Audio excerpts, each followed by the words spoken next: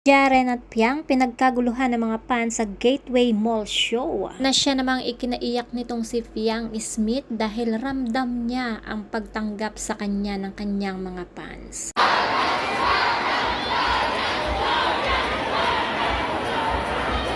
Is this what you call a Jarpiang moment?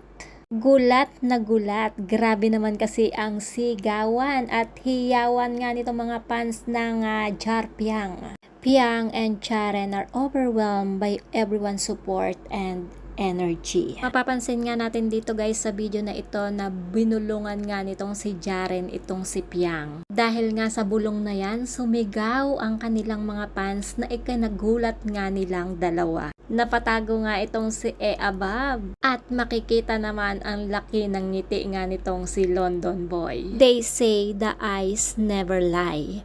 And just a while ago, under a glow of our Gateway Mall 2 Christmas tree, we witnessed a kilig moment. Yan nga ang latest post ng Araneta City na kung saan nag-mall tour show nga itong ang Jarpiang. Sabi nga dito ni Jaren, literal na I only have eyes for you.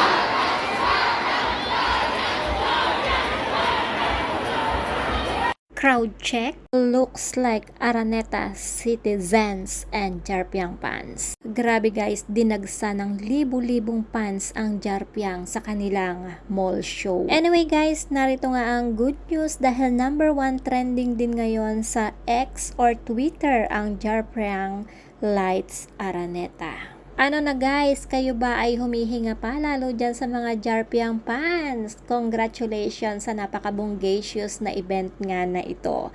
Kayo ba ay nalilito na kung sino nga talaga ang itatambal dito kaya Piang or kay Faye Smith? Ito bang si Jaren Garcia para sa Jarpiang? O itong si JM Ibarra or Captain Ibarra para sa JM Piang? Huwag kayo mag-away-away ha? I-comment nyo na yan sa baba kung sino ang nabebet nyo. Kung sino talaga ang may chemistry sa dalawa para itambal nga dito kay Piang Smith.